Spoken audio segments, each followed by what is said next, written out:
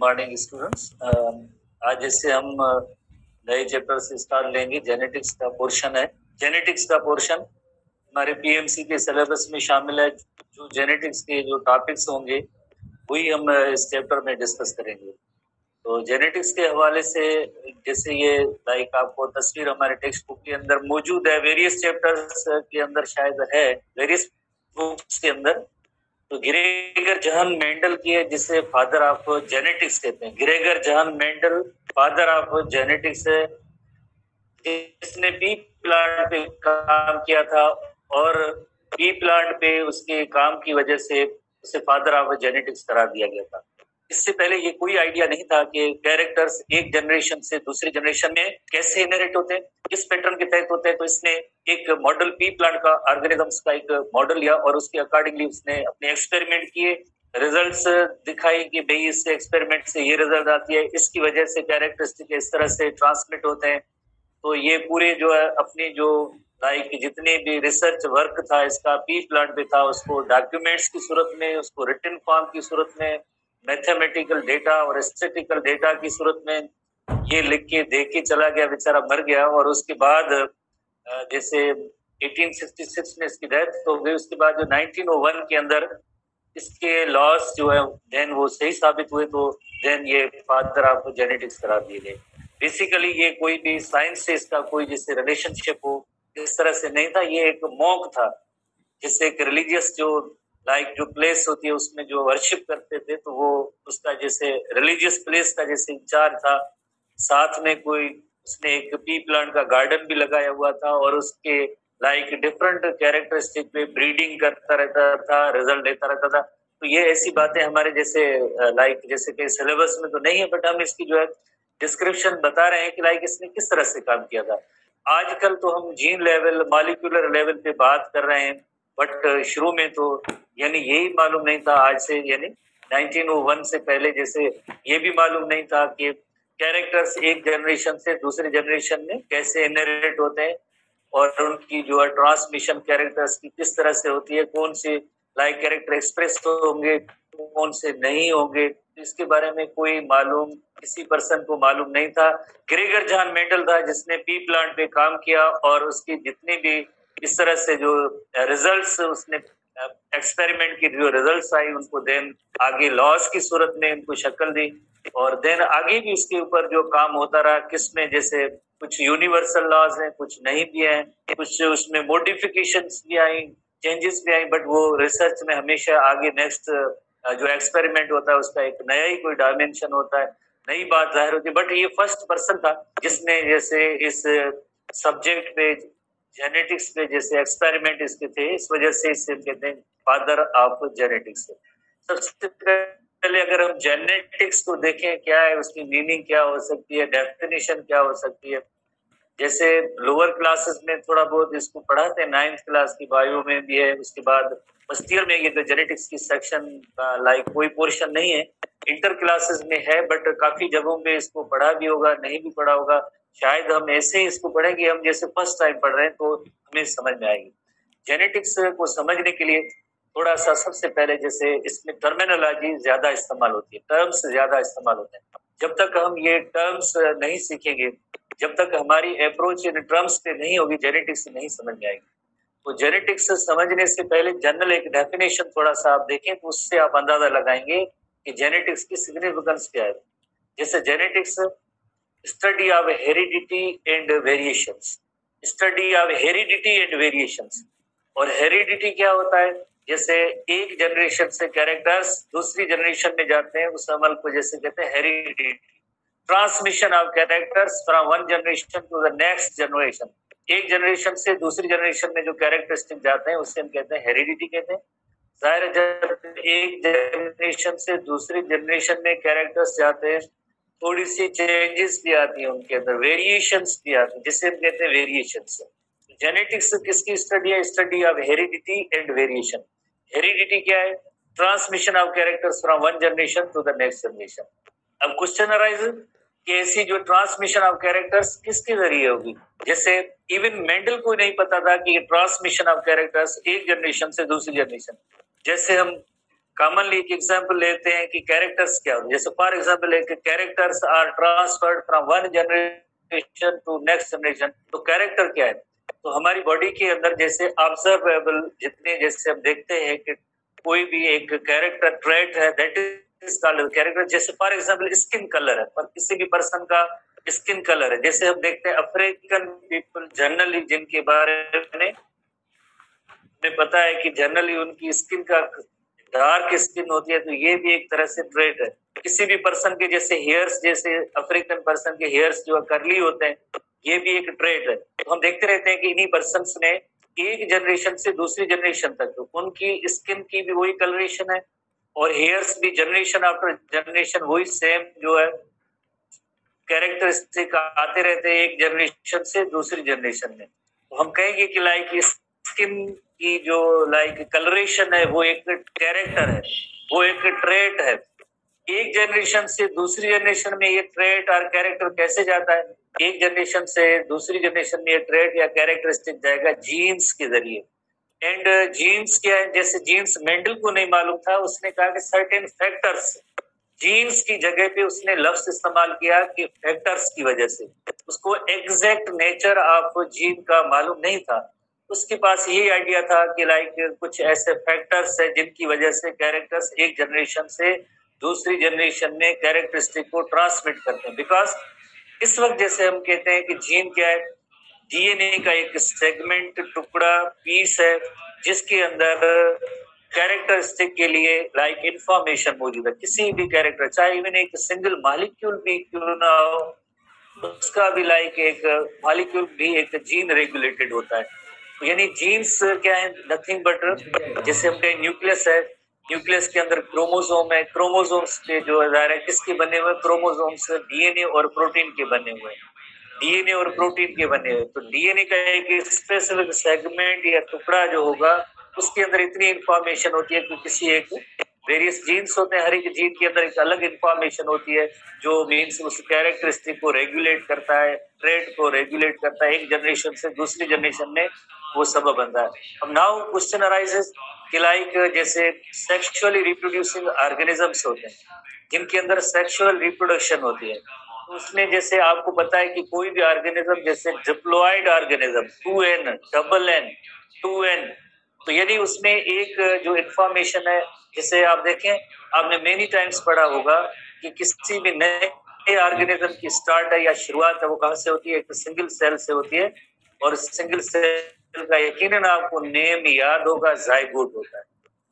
तो ये जाइगोट कैसे बनता है? एग और स्पर्म की यूनियन से बनता है, एग और स्पर्म की यूनियन से बनता है।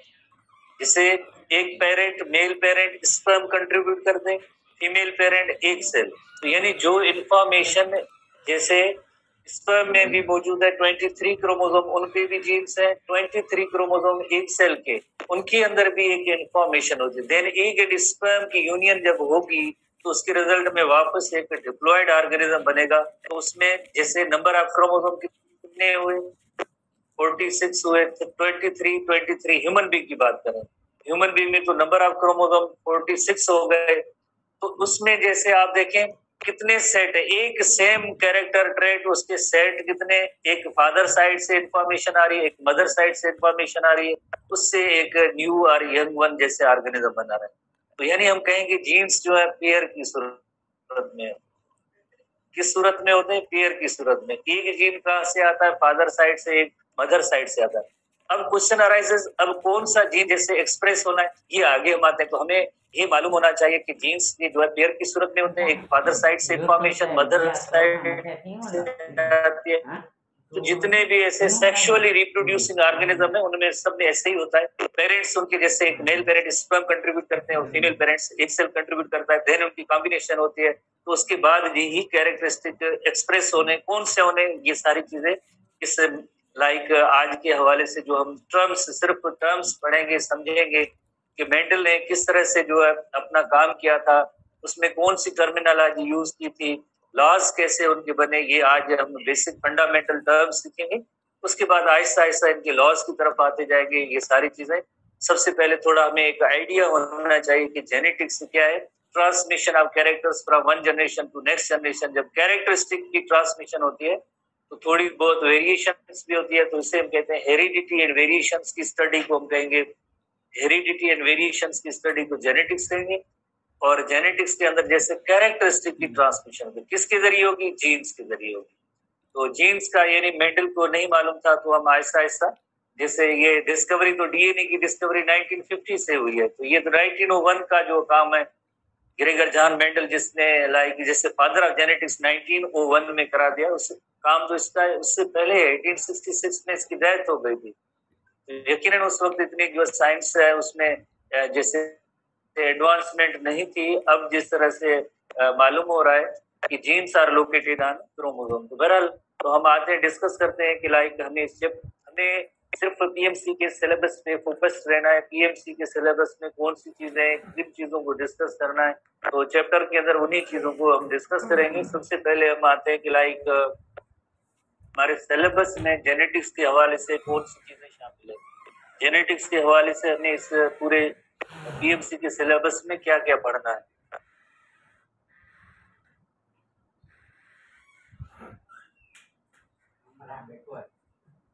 जेनेटिक्स के सिलेबस के हवाले से मेंडल्स लॉ ऑफ इनहेरिटेंस हमें डिस्कस करना है।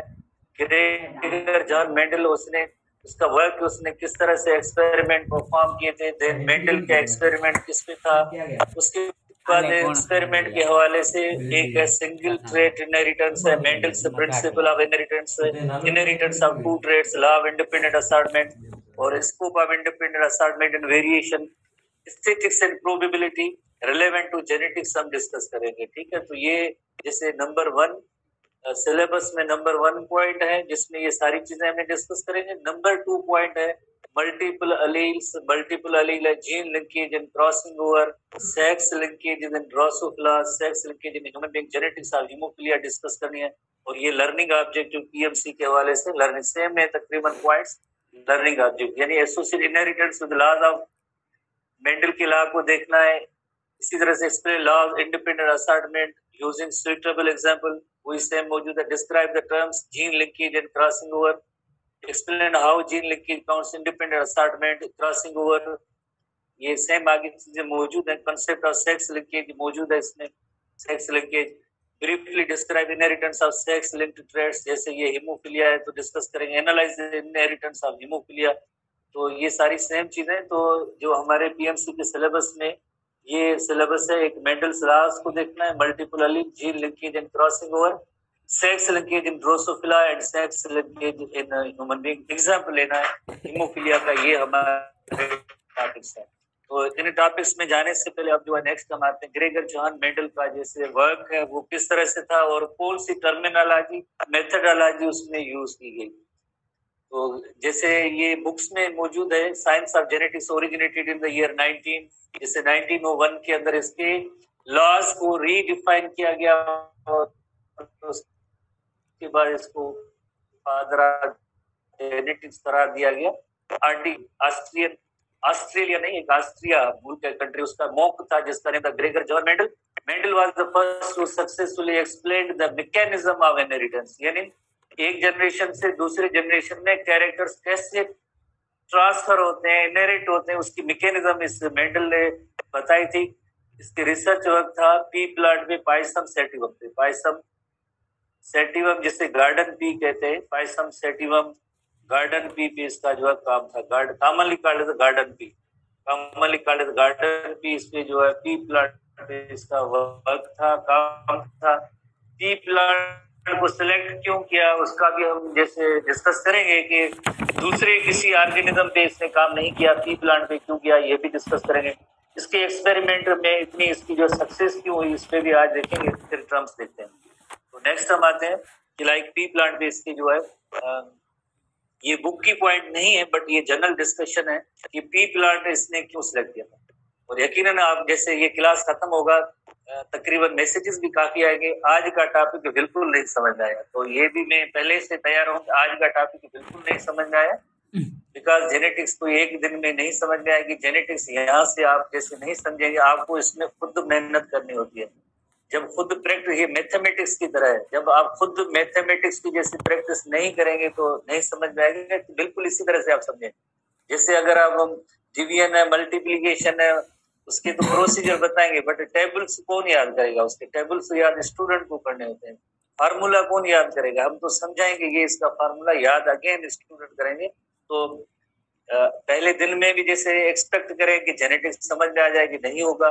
उसके लिए मेहनत रिक्वायर्ड होती है, तो आप मेहनत भी करेंगे, थोड़ा समझने की कोशिश करेंगे। हम भी कोशिश करते हैं ताकि आप तक ये चीजें अच्छी तरह से पेश हो जाए, ताकि आप इसको एक बार दो बार चीजों को देखेंगे तो यकीनन समझ में आ जाएगी, ठीक है। वरना एक कॉमन जो है जवाब हमें मिल जाता है, आज का टॉपिक बिल्कुल नहीं समझ में आएगा, ठीक है। तो बिल्कुल हमें भी कोई नया टॉपिक मिलता है तो बिल्कुल टीचर कोई ऑक्सफोर्ड का हो तब भी हमें वो नहीं समझ में आता, जाहिर है उसके ऊपर मेहनत करनी होती है। स्टूडेंट मेहनत करेंगे फिर समझ में आएगा। आज का टॉपिक समझ में आ जाना चाहिए स्टूडेंट्स को। तो मेंडल ये किसी बुक वगैरह में नहीं है, बुक की पॉइंट नहीं है। तो Mendel made two innovation to the science of genetics. ये किसने क्या किया? He developed pure lines. Pure line को भी डिफाइन करेंगे, और जितने भी लाइक इसके रिजल्ट से, उन रिजल्ट्स को इसने स्टैटिस्टिकल नोट्स, या जिसे आप उसकी मैथमेटिक डेटा है उसमें जैसे उसका रिकॉर्ड नोट किया। जैसे फॉर एग्जांपल एक प्लांट था, जैसे हम कहेंगे इसमें दो किस्म के लाइक ट्रेट या कैरेक्टर थे स्टेम की लेंथ के हवाले से। एक स्टेम जैसे उनका टाल था, दूसरे जो प्लांट का स्टेम या कद जो छोटा था। तो टाल एंड छोटे कद के प्लांट को जब इसने क्रॉस कराया तो उसके बाद कितने टाल थे, कितने डवार्फ थे, उसके बाद उसमें यकीनन पहली जो जनरेशन आई टाल प्लांट की आई, देन अगेन इस जनरेशन की टाल को टाल के साथ जब क्रॉस कर लेता गया तो उसमें कौन सी जनरेशन आई, उनका तादाद कितना था, नंबर उन प्लांट्स का कितना था, उसमें रिजल्ट जो आई थी उसका जो रेशो कितना था, रेशो। तो ये सब चीजें स्टैटिस्टिक्स यानी डेटा की सूरत में जैसे प्रोड्यूस करते गए। जैसे अगर स्कूल की डेटा गए, जैसे फॉर एग्जाम्पल जैसे हम कहें कि ईयर 2014 के अंदर कितने स्टूडेंट आए, कितने ए ग्रेड में आए, बी ग्रेड में आए, कितने स्टूडेंट की देन जो है सिलेक्शन हुई, किन किन जगहों पे हुई, तो इसे हम कहते हैं स्टैटिस्टिकल डेटा, इसे हम कहते हैं रिकॉर्ड कहते हैं। उसके बाद हम देखते हैं कि पासिंग रेशियो क्या है, रिजल्ट देखते हैं ना कि भाई इतने परसेंटेज पास हुए, इतने पहले जैसे पीएमसी वाले या दूसरे भी इदारे होते हैं जो भी टेस्ट लेते हैं आखिर में कहते हैं इतने स्टूडेंट अपियर हुए, इतने पास हुए, पासिंग रेशियो ये है सक्सेस रेशियो। इसी तरह से मेंडल ने भी यही सेम काम किया था। जब भी किसी प्लांट दो प्लांट्स कैरेक्टरिस्टिक वाले प्लांट को क्रॉस कराया तो उसकी जब भी इसको रिजल्ट मिलती थी तो रिजल्ट को नोट करता था, उसकी एक मैथमेटिक एनालिसिस की डेटा थी, सब चीजें डेटा में। हम भी करेंगे यहाँ पे बैठ के मेंडल के काम को दोबारा से देखेंगे मेंडल ने किस तरह से। तो सिंपल वर्ड्स में ये है कि इसने मैथमेटिक्स अप्लाई की थी। दूसरा जो इसने ही डेवलप्ड प्योर लाइन्स। जैसे प्योर लाइन का मतलब ये होता है, इसको यानी सबसे पहले ये मालूम हो गया था कि कौन से जो प्लांट्स हैं जो प्योर ब्रीडिंग है। प्योर ब्रीडिंग के लिए इसने थोड़ी सी प्योर लाइन को डेवलप करने के लिए इसने की population that breeds true for a particular trait. This was important innovation because any non pure जैसे अब देखें ना, ये टाल प्लांट है, ये भी छोटा प्लांट है, तो उसमें पहली जनरेशन टाल की आई, टाल किया, ये भी टाल है, ये भी टाल प्लांट है, इन दोनों में देन क्या फर्क है, दोनों में क्या फर्क है उसको भी जैसे इसने नोट किया था कि इसमें देखा कि प्योर ब्रीडिंग कौन सा है और हाइब्रिड कौन सा है। प्योर ब्रीड का अपोजिट एक टर्म होता है हाइब्रिड। हाइब्रिड की मीनिंग क्या होती है? मिक्सिंग ऑफ जैसे टू कैरेक्टरिस्टिक, हाइब्रिडाइजेशन। तो इसमें जैसे देखे ना, एक टाल प्लांट को डवार्फ के साथ क्रॉस कराया तो इसकी जो जीन्स हैं उसमें दो किस्म के जीन्स, बिकॉज पेरेंट्स दो हैं सेक्सुअल रिप्रोडक्शन में, तो जाहिर एक पेरेंट मेल गैमेट कंट्रीब्यूट करेगा, दूसरा फीमेल गैमेट कंट्रीब्यूट करेगा। तो इनकी जीन्स की वजह से जैसे एक टाल कैरेक्टर आया, तो इस टाल में और इस टाल में फर्क है। जैसे ये प्योर ब्रीडिंग है और ये हाइब्रिड टाल है, ये प्योर ब्रीडिंग है और ये हाइब्रिड टाल है। इसको इन्होंने बिल्कुल प्लांट्स को अलग किया कि टाल कौन से, प्योर ब्रीड कौन सी वेरायटी है और हाइब्रिड कौन सी है। ये इसने थोड़े से इसकी मेहनत की, थोड़ा रिजल्ट मिल गई। कैसे किया तो हम उस पर आते हैं, बट इसमें इसके सक्सेस के जैसे ये दो सबसे बड़े रीजन है कि इसने देखा कि प्योर ब्रीड कौन से हैं, हाइब्रिड कौन से हैं, मैथमेटिक अप्लाई की, मैथमेटिक्स स्टैटिस्टिक्स अप्लाई की कि कितने प्लांट्स जैसे उसके रिजल्ट का रेशो का क्या आता है। तो वही आगे जो लास्ट बनते रिसर्च के अंदर आगे मैथमेटिक्स स्टैटिस्टिक्स जो बहुत ज्यादा इस्तेमाल होती है, जो की सक्सेस में लाइक मेंडल के वर्क की सक्सेस की ये रीजन थे। बुक की पॉइंट नहीं है, मैं जनरली ऐसे हम यहाँ पे डिस्कस करें तो मेंडल ने जिस तरह से जो काम किया ना, जैसे एक उसने क्रॉस कराया, जैसे टाल और डवार्फ का कराया, जैसे, और इसी तरह टाल और डवार्फ प्लांट को कराया, तो यानी पहली जनरेशन उसकी टाल की निकली। तो टाल की निकली तो उसमें क्या रेशो है, कितने टाल थे, कितने डवार्फ थे, वो सब उसने मैथमेटिक्स की सूरत में, कैलकुलेशन की सूरत में इसने जैसे वो सब जो है डॉक्यूमेंट्स को रिकॉर्ड किया। उसके बाद जैसे हम देखेंगे कि लाइक मेंडल ने पी प्लांट को क्यों सिलेक्ट किया। पी प्लांट बाकी क्या कोई प्लांट नहीं मिला था, या बाकी कोई एनिमल कोई ऐसा नहीं था, इसने पी प्लांट की जो है क्यों सिलेक्शन की, जिसकी वजह से आगे इसकी जो है लाश बनने में आसानी हुई। तो उसका रीजन ये है इसकी फ्लावर की स्ट्रक्चर। इसकी पी प्लांट की एक फ्लावर की स्ट्रक्चर इस तरह की है, जैसे आप फर्स्ट ईयर एसटीबी बुक के अंदर जब फैमिलीज पढ़ते हैं तो उसमें एक फैमिली है pea family. Pea family, papilionaceous family, pea family एक फैमिली है। उसके अंदर खास तौर पे एक पेटल की फीचर है उनकी, जो जैसे आप फ्लोरल फीचर्स को डिस्क्राइब करते हैं ना, फ्लोरल फीचर्स को जब डिस्क्राइब करते हैं तो फ्लावर की फीचर्स को डिस्क्राइब करते हैं।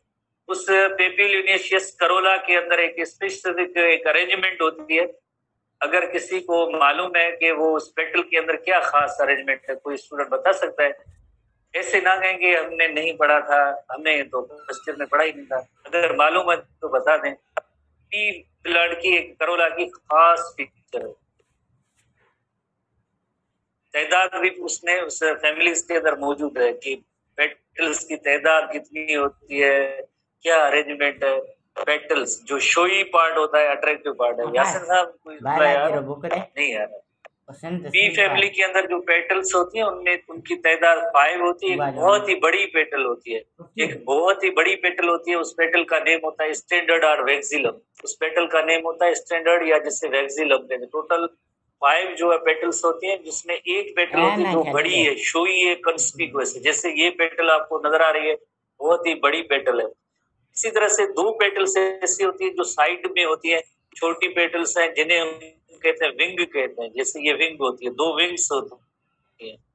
और इसी तरह से 2 ऐसी पेटल्स होती हैं जो फ्यूज टुगेदर और कील आर कैरिना लाइक, कील लाइक स्ट्रक्चर बनते हैं, जिसे कहते हैं कील आर कैरिना, कील या कैरिना। तो ये 2 होती है एक्चुअली। और फ्लोरल फार्मूला में भी ऐसे लिखा हुआ है, अगर आप स्टूडेंट्स को याद है, C1 + 2 + 2।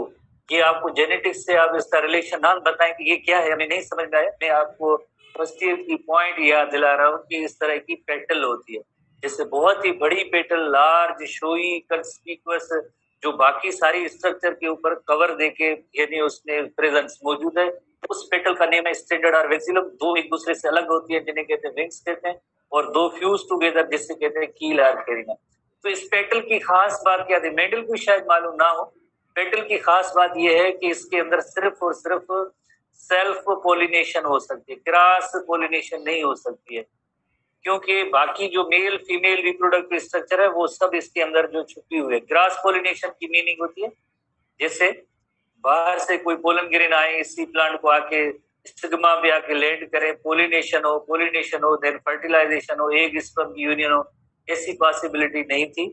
देखिए ये सबसे बड़ी पेटल थी। तो मेंडल ने जो वर्क किया था, मेंडल के वर्क के अकॉर्डिंगली इसने हमेशा ये किया, जब भी इसको जैसे 2 डिफरेंट ट्रेड्स उसमें लेने थे तो ये बहुत ज्यादा मेहनत इस तरह से करता था। देखें ये लार्ज शोई पेटल मौजूद है, जिससे कि उसके अंदर जैसे मेल फीमेल रिप्रोडक्टिव पार्ट्स मौजूद है। ये फीमेल रिप्रोडक्टिव पार्ट है जिससे पिस्टल आर कार्पल कहते हैं। इसी तरह से मेल रिप्रोडक्टिव पार्ट जिसे हम जैसे ये ओवरऑल स्टेमन कहेंगे, बट उसका ये एंथर होता है, और एंथर के अंदर पोलन ग्रेन्स मौजूद होते हैं। तो पोलन ग्रेन्स आपको पता है आगे मेल गैमेटोफाइट बनाएंगे जिसमें स्पर्म्स बनते हैं। ठीक है, फर्स्ट ईयर की नॉलेज है, आपको पता होनी चाहिए। तो इसी तरह से जब भी इसको मीन्स क्रॉस पोलिनेशन करनी थी तो ब्रश की मदद से बहुत ज्यादा इसने मेहनत की। देखें एक प्लांट पे भी नहीं, कई प्लांट्स पे जैसे ये तजुर्बा करता था। जैसे अगर इसको एक व्हाइट फ्लावर के पोलन ग्रेन लेने थे तो यानी ऐसे पेटल्स को ओपन करता था, जैसे ये विंग, बड़ी पेटल को अलग किया, विंग को अलग किया, और देखा कि उसके अंदर जो स्टेम एंथर्स मौजूद है, एंथर में से ये पोलन ग्रेन लेके एक टेक्निक की मदद से, अपनी चॉइस की मदद से पर्पल फ्लावर के साथ जो इसका जो क्रॉस कराया है, इसे कहते हैं क्रॉस ब्रीडिंग। एक प्लांट जो जिसमें व्हाइट फ्लावर थे उसके पोलन ग्रेन लेके इसने क्या किया, दूसरा प्लांट जो पर्पल फ्लावर्ड प्लांट था, पी प्लांट, उसमें दो इसमें ट्रेट और कैरेक्टर थे। तो पर्पल फ्लावर्ड प्लांट में जब भी इसने जैसे पोलन ग्रेन यहाँ से लेकर इसकी स्टिग्मा में लगाए, जाहिर है तो पोलिनेशन हुई। पोलिनेशन के अमल के बाद कौन सा प्रोसेस होगा, टाइप करें, जब पोलिनेशन होगी तो आगे क्या होगा? यासिन साहब जवाब दे। आप जवाब आज नहीं दे रहे हैं इसको, आपके पास पोलिनेशन के बाद प्लांट्स के अंदर दूसरा प्रोसेस कौन सा होगा? फर्टिलाइजेशन होगा। फर्टिलाइजेशन के रिजल्ट में क्या बनता है? जाइगोट बनता है। और ये कहाँ पे अमल होता है? ओव्यूल के अंदर होता है। ओव्यूल क्या ट्रांसफॉर्म होगा? Ovule is converted into seed. Seed उसको मिले, वो उसका इंतजार किया कि इसमें जब सीड बनेंगे ना, उसकी एक पैकेट बना के उसने लिखा था कि मैंने ये किया था, व्हाइट फ्लावर के प्लांट्स के पोलन ग्रेन लेके और जो पर्पल फ्लावर प्लांट था उसके स्टिग्मा पे मैंने ये लगाए थे, उसके ये सीड है। सीड भी मिले तब भी उनको जैसे अलग किया। उसके बाद उस सीड की दोबारा से उसने जर्मिनेशन करा के देखा कि आइधर पर्पल फ्लावर की प्लांट इसमें पहली जनरेशन जो मिलेगी वो पर्पल फ्लावर की होगी या व्हाइट की होगी। देखिए ना, जो काम जो वर्क करते हैं, एक्सपेरिमेंट करते हैं, वो इस तरह से करते हैं। तो कितना इसको टाइम लगा होता है, यकीनन बहुत ज्यादा। और कितनी इसमें कैरेक्टरिस्टिक थे, तो उसने ये सब चीजें की। क्या काम किया जिसने, जैसे एक पी प्लांट ऐसे भी होते हैं जिनमें व्हाइट फ्लावर होता है, जिसके एंथर में से जो पोलन ग्रेन लिए, और पर्पल जो पी प्लांट था उसकी जो स्टिग्मा पे जाके ये लगाए ब्रश की मदद से। देन जो है पोलिनेशन हुई, फर्टिलाइजेशन हुई, और इसी स्ट्रक्चर में सीड बना। जैसे ये देखें ना, पी का जो है पोड बना, उसके अंदर जो है ये सीड पड़े। सीड जब बने उसके बाद सीड को इसने जमीन में लगाया, और उसमें जो दोबारा से जो नए प्लांट बने ना, तो पहली जनरेशन जो निकली, यानी एक पर्पल प्लांट जो फीमेल प्लांट और व्हाइट फ्लावर्ड प्लांट जो मेल था, और इनके पोलन लेके जब स्टिग्मा पे लगाए, पोलिनेशन फर्टिलाइजेशन हुई, तो जाहिर है प्लांट है उसके अंदर सीड बनेंगे, और सीड में से जब सीड को जमीन के अंदर लगाया, तो ये जो जनरेशन जो इसने लगाई थी, ये सीड से, इस जनरेशन को कहते हैं पहली जनरेशन। ये पेरेंट्स हैं, ये दोनों पेरेंट्स हैं, ये भी पेरेंट है और ये भी पेरेंट है। व्हाइट और पर्पल फ्लावर के जो है ये पी प्लांट के पेरेंट है। पेरेंट वाली जनरेशन को कहते हैं पी जनरेशन और P1 जनरेशन। पेरेंट वाली जनरेशन होगी उससे कहेगी पी जनरेशन और P1 जनरेशन, कभी कभार P1 भी कहते हैं। P stands for parent. Parent plant कौन से थे? पेरेंट प्लांट एक पर्पल फ्लावर प्लांट था। दूसरा प्लांट कौन सा था? पेरेंट व्हाइट था। और इसमें जैसे पोलन और जैसे पोलिनेशन का अमल हुआ, और पोलिनेशन यानी कौन सी पोलिनेशन है? ये सेल्फ है, क्रॉस पोलिनेशन? आप मुझे बताएं, ये जो अमल हो रहा है जेठान साहब, सेल्फ पोलिनेशन या क्रॉस? सेल्फ क्रॉस कौन सी पोलिनेशन है? Cross pollination. यासिन साहब आपका जो जवाब आ रहा है सही है, क्या है? सेल्फ है या क्रॉस है? Cross pollination, exactly cross pollination. Self pollination क्यों नहीं हुई? जैसे अगर हम कहें सेल्फ पोलिनेशन, ये क्रॉस पोलिनेशन हमेशा इसने मेंडल ने अपने चॉइस से की, वरना अदरवाइज इनकी फ्लावर की ऐसी स्ट्रक्चर है जिसमें सेल्फ पोलिनेशन होती है, जिसमें सेल्फ पोलिनेशन नेचुरली होती है। क्रॉस पोलिनेशन हमेशा जो एक्सपेरिमेंट की मदद से होगी, जब कोई पर्सन इस तरह से करेगा तो होगी, अदरवाइज हमेशा इनके अंदर सेल्फ पोलिनेशन होती है। तो क्रॉस पोलिनेशन के रिजल्ट में क्या बनेगा, यानी जैसे आपको पता है, हमने जैसे एसटीबी बुक के अंदर भी मौजूद है कि जैसे सेक्सुअल रिप्रोडक्शन होती है तो प्लांट्स सीड प्रोड्यूस करते हैं। सीड की जर्मिनेशन होगी तो आगे उसमें एक न्यू ऑर्गेनिज्म बनता है जिसे सीडलिंग कहते हैं। तो इसी तरह से जो सीडलिंग बना और जो आगे ये प्लांट ग्रो किया, देखिए टाइम कितना लगा होगा। पोलिनेशन कराए ये प्लांट, उसमें उसके बाद उसमें सीड लगे, सीड के बाद जैसे दोबारा एक सीजन आई, पी प्लांट की ग्रोइंग सीजन आई, तो उसमें इसने प्लांट लगाए थे बड़े हुए, बाद में देखा कि अच्छा इसमें पर्पल फ्लावर हुए, तो इसने अंदाजा लगाया कि ये जो पर्पल फ्लावर का कैरेक्टर है ये डोमिनेंट है। रिसेसिव फ्लावर व्हाइट कलर जो है ये रिसेसिव है, क्योंकि ये एक्सप्रेस नहीं हुआ पहली जनरेशन के अंदर। आप देखें हैं पहली जनरेशन के अंदर कोई व्हाइट फ्लावर का प्लांट है? जैसे देखें purple purple purple purple purple purple सब पर्पल है। तो यानी इसने कहा कि ये जो पर्पल फ्लावर का जो कैरेक्टर है, कैरेक्टर और ट्रेट, इससे हम क्या कहेंगे? कैरेक्टर या ट्रेट कहेंगे, कैरेक्टर और ट्रेट। पर्पल फ्लावर का जो ट्रेट और कैरेक्टर है ये डोमिनेंट है, ये डोमिनेंट है। और व्हाइट फ्लावर का जो ट्रेट और कैरेक्टर है ये रिसेसिव है। डोमिनेंट और रिसेसिव क्यों, इसे कब कैसे पता चला? बिकॉज जब इन दो फ्लावर डिफरेंट कैरेक्टरिस्टिक वाले, डिफरेंट कैरेक्टर वाले, लाइक इन प्लांट्स की क्रॉस पोलिनेशन कराई, या सिंपली हम कहीं क्रॉस ब्रीडिंग कराई, या सिंपल कहीं क्रॉस कराया, हम इसे क्रॉस भी कहते हैं। जैसे ये क्रॉस कराया, इसने क्रॉस ब्रीडिंग कराई, तो उसके रिजल्ट में जब भी जैसे इसमें सीड बने, सीड के बाद इसकी जर्मिनेशन हुई और न्यू प्लांट बना, तो सब के सब जो पर्पल फ्लावर के प्लांट आए, तो इसने अंदाजा लगाया पर्पल फ्लावर्ड प्लांट के, सब पर्पल फ्लावर के प्लांट्स आए, तो इसने लगाया पर्पल इज डोमिनेंट।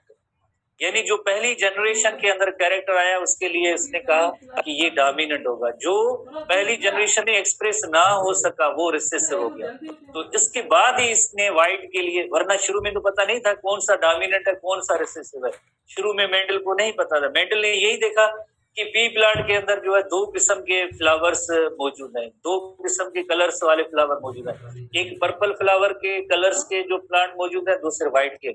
उसने कहा कि ये पर्पल और व्हाइट क्यों है, अगर इनका हमने क्रॉस ब्रीड कराऊं तो कौन सी जनरेशन निकलेगी? तो उसने देखा कि सब पर्पल निकले। तो इससे अंदाजा उसने लगाया कि जो पर्पल फ्लावर्ड प्लांट है ये डोमिनेंट कैरेक्टर है, और जो व्हाइट फ्लावर्ड जो प्लांट होगा ये रिसेसिव कैरेक्टर, इसका रिसेसिव है। क्योंकि पहली जनरेशन में जो कैरेक्टरिस्टिक एक्सप्रेस होता है उसे हम कहते हैं कि ये डोमिनेंट है। आई थिंक आपको डोमिनेंट और रिसेसिव का मतलब समझ में आ गया। यस या नो में मुझे बताएं, तो अदरवाइज हम आगे नहीं चलेंगे। यस या नो में डोमिनेंट रिसेसिव क्या था? यासिन साहब, yes no, yes no. Dominant किसे कहते हैं, रिसेसिव किसे कहते हैं? डोमिनेंट किसे कहते हैं, रिसेसिव किसे कहते हैं? समझ में आई बात कि ये डोमिनेंट हुआ और ये रिसेसिव हुआ। पेरेंट पी जनरेशन क्या होती है ये समझ में आया? P generation, P generation, P generation that are parents, वो पेरेंट्स हैं। उसके बाद जो पहली जनरेशन निकली उसे क्या कहेंगे? पहली जनरेशन, फर्स्ट जनरेशन, जिसे F1 जनरेशन कहेंगे। फर्स्ट जनरेशन जो F1, एफ लफ्ज की मीनिंग होती है फिलियल, फिलियल लफ्ज से निकला है। फिलियल लफ्ज की लिटररी मीनिंग होती है सन, सन या औलाद जिसे कहें, या ऑफस्प्रिंग कहें, पहली नस्ल। पेरेंट्स अपने जो यंग वन को जैसे जो प्रोड्यूस हुए उनकी पहली यानी नस्ल है, फर्स्ट जनरेशन, F1 जनरेशन। इसी तरह से F1 जनरेशन के बाद आगे F2 भी होती है। आगे जब इसने क्रॉस कराया तो F3 भी होती है। इसी तरह से आगे मेंडल का काम बढ़ता गया। तो मेंडल ने सबसे पहले कौन सा काम किया? सबसे पहले इसने देखा कि एक प्लांट ऐसे है जिनके अंदर फ्लावर्स का कलर पर्पल है, दूसरे प्लांट ऐसे हैं जिनकी फ्लावर्स का कलर व्हाइट है। इसको आइडिया ही नहीं था कि इसमें कौन सा डोमिनेंट है कौन सा रिसेसिव। जस्ट इसने ये किया, दो प्लांट्स हैं उनको जैसे व्हाइट की जैसे पोलन ग्रेन लिए और जाके फीमेल जो प्लांट जो यानी दूसरा प्लांट था उसके फ्लावर की स्टिग्मा पे जब ये पोलन ग्रेन इंट्रोड्यूस कराए, तो उसके बाद जैसे पोलिनेशन हुई, फर्टिलाइजेशन हुई, सीड बने, सीड की जर्मिनेशन इसने कराई, तो सारे प्लांट्स इसको यानी एक उसमें पर्पल फ्लावर्ड प्लांट नजर आए। तो इसने कहा कि अच्छा ये सब पर्पल आते हैं। एक पे नहीं किया था, काफी सारे सीड थे, इससे काफी सारे सीड थे, सब लगाए, तो सबके अंदर जैसे पर्पल फ्लावर, कोई व्हाइट नहीं आया। तो उसने इस पर्पल फ्लावर के कैरेक्टर को कहा कि ये डोमिनेंट है, और जो एक्सप्रेस नहीं हो सका वो व्हाइट कलर का फ्लावर था, वो रिसेसिव है। और जो पहली जनरेशन यहाँ पे निकली, पहली जनरेशन निकली उसके लिए, फर्स्ट जनरेशन के लिए F1 जनरेशन, उससे F1 जनरेशन उसे कहेंगे। और इसी तरह से जो इस क्रॉस के अंदर पेरेंट्स इन्वॉल्व होते हैं उसे P जनरेशन या P1 generation, P1 generation, P1 generation यानी पेरेंट्स हैं ये सारे। P स्टैंड्स फॉर पेरेंट्स है। होपफुली आपने जैसे थोड़ा सा समझ लिया होगा कि P1 जनरेशन क्या होती है और F1 जनरेशन क्या होती है, डोमिनेंट ट्रेड कौन सा है, रिसेसिव ट्रेड कौन सा है। ठीक है, समझ में आई बात या नहीं है? यासिन साहब अगेन यस या नो में मुझे जवाब दें। जेठान साहब फिर हम आगे चलते हैं कि मेंडल का काम किस जी ओवरव्यू तो हम ले रहे हैं, यही तो ले रहे हैं ओवरव्यू। 10 बार का है कि ये अगर एक प्लांट होगा उसको दूसरे प्लांट से, मेंडल का काम है। ओवरव्यू में आपको और दिखाता हूँ ओवरव्यू, ये 7 कंट्रास्टिंग कैरेक्टर, 7 ऐसे ट्रेड थे या कैरेक्टर थे, ये ओवरव्यू है। जैसे इसमें हमने कौन सा ट्रेड पढ़ा था, ये पहला जो मेंडल ने पी प्लांट में 7 कंट्रास्टिंग एक पे नहीं किया था काम, डोमिनेंट या रिसेसिव के हवाले से 7 कंट्रास्टिंग ट्रेड से। जैसे इसमें जस्ट एक ही, जैसे फ्लावर का हमने कलर का जैसे एग्जाम्पल लिया, पर्पल फ्लावर वाले प्लांट को व्हाइट डोमिनेंट, जो इसमें जो ट्रेड पर्पल फ्लावर का आया था, डोमिनेंट ट्रेड जो आया था वो पर्पल फ्लावर का है, तो हम कहेंगे कि पर्पल इज डोमिनेंट। इसको आप छोड़, इसी तरह से इस फिगर को भी आप छोड़। इसी तरह से दूसरा जो इसने ट्रेड लिया 7 कंट्रास्टिंग ट्रेड में दूसरा ट्रेड लिया था सीड कलर का। जैसे जब मटर की हम फली जैसे ओपन करते हैं तो हमें उस वक्त आइडिया नहीं होता जैसे हाँ मटर की फली है, बट उसके अंदर जैसे हम सीड ओपन करते हैं, सीड निकलते हैं, सीड की भी 2 कलर होते हैं। कौन से 2 कलर है? एक येलो सीड वाले प्लांट होते हैं और दूसरे होते हैं ग्रीन सीड वाले प्लांट। बिकॉज रिसर्चर होते हैं, रिसर्च करते हैं, वो उनकी जो है इस तरह की जो सोच होती है, उनको चीजें नजर आती है। हमें आज तक नजर नहीं आया कि जैसे इसमें एक येलो सीड भी होते हैं और ग्रीन सीड भी होते हैं, आज तक हमें नजर नहीं आया। बट उसने उस दौर में भी देखा कि जब सीड निकलते हैं उनके भी जैसे 2 कलर होते हैं। कौन से? एक येलो और दूसरे ग्रीन सीड। येलो सीड वाले प्लांट को जब ग्रीन सीड वाले प्लांट के साथ इसने क्रॉस कराया तो येलो डोमिनेंट आया, येलो उसमें डोमिनेंट आया। इसी तरह से सीड की शेप को भी देखा, जैसे मटर की फली को जैसे ओपन करेंगे उसकी सीड जो निकलेंगे उसमें एक बिल्कुल राउंड होते हैं, दूसरे ऐसे सीड होते हैं जिससे रिंकल्ड होते हैं। जब हम पका के खाते हैं ना फिर कहते हैं कि हाँ इसमें ज्यादा टेम्परेचर लगा है तो ऐसे हो गया, ठीक है, बट अदरवाइज ये राउंड होते हैं, वरना राउंड शेप होती है, दूसरी होती है रिंकल होती है। तो राउंड इसमें डोमिनेंट था, रिंकल रिसेसिव था।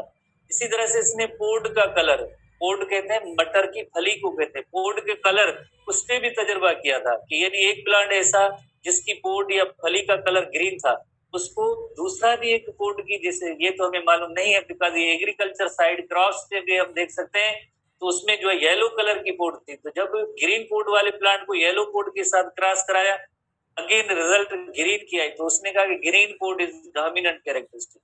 उसके बाद पोड की शेप है, उस पे भी इसने लाइक ट्रेड या कैरेक्टर को चेक किया। पोड की शेप एक इन्फ्लेटेड है, दूसरी है कंस्ट्रिक्टेड। इन्फ्लेटेड के लिए स्मूथ लफ्ज भी इस्तेमाल किया जाता है, स्मूथ पोड और इन्फ्लेटेड पोड। दूसरी होती है कंस्ट्रिक्टेड। जैसे अगर हम कभी कभार मटर की अगर फली को जैसे ओपन करते हैं तो ऐसे होता है कि लाइक जितने भी इसमें सीड्स होते हैं ना वो सब ओपन हो जाते हैं, सब सीड आगे बाहर गिरे। कुछ ऐसी मटर की फलियां होती हैं जिसमें ऐसे कंपार्टमेंट अलग अलग होते हैं, बीच में ये थोड़ा सा नैरो पोर्शन होता है, देन जो है ऐसा सीड होता है। तो ये जो है स्मूथ पोड और इन्फ्लेटेड पोड है, और ऐसे पोड जिसमें ऐसे बीच में कंप्रेशन है, डिप्रेशन है, अलग अलग कंपार्टमेंट है, ये है कंस्ट्रिक्टेड पोड। इस पोड को कहेंगे कंस्ट्रिक्टेड पोड। तो ये भी इन्फ्लेटेड डोमिनेंट है और कंस्ट्रिक्टेड पोड रिसेसिव है। कैसे पता चला? जब इन दोनों को क्रॉस कराया, रिजल्ट जो वो सब के सब F1 जनरेशन, पहली जनरेशन स्मूथ पोड की आई। इसी तरह से फ्लावर की पोजीशन है, ये भी एक ट्रेट है, फ्लावर की पोजीशन। फ्लावर की पोजीशन भी एक ट्रेट है। फ्लावर की पोजीशन यानी एक फ्लावर बिल्कुल टॉप पे थे यानी टिप पे थे, उस फ्लावर को एक्सियल कहते हैं। और दूसरे ऐसे फ्लावर है जो सारी एक्सेस पे है, दूसरे फ्लावर टर्मिनल है, टर्मिनल की मीनिंग है टॉप पे, एंड पे है, और दूसरे जो है प्लांट के एक्सेस पे आएंगे हम। तो जो एक्सियल फ्लावर डोमिनेंट है, टर्मिनल यानी टिप पे है वो रिसेसिव फीचर है। प्लांट की जो से हाइट है, हाइट के हवाले से टाल प्लांट है वो डोमिनेंट था यानी जिसका कद बड़ा था, और डवार्फ प्लांट जो है रिसेसिव है। इसी तरह ये सब क्लासेस उसने कराए थे, फिर रिजल्ट निकाली कि ये इसमें डोमिनेंट फीचर है और ये रिसेसिव फीचर है। तो आज थोड़ा सा बस इतना ही डिस्कस करेंगे, कल दोबारा ये सेम चीजें दोबारा देखेंगे, ठीक है। इससे ना कहेंगे हमें बिल्कुल समझ में नहीं आया, अब घर जाके थोड़ा सा इन कैरेक्टरिस्टिक को देखें, या आज जो चीजें पढ़ी कल ये सेम दोबारा पढ़ेंगे। और ऐसा मैसेज कभी नहीं करना कि आज तो बिल्कुल ही नहीं समझ आया। और अनदर पॉइंट के स्टूडेंट पूछ रहे हैं कि what is syllabus of GT. Endocrine system, endocrine glands के सारे ग्लैंड्स जो हाइपोथैलेमस से स्टार्ट होते हैं जाके टेस्टिस तक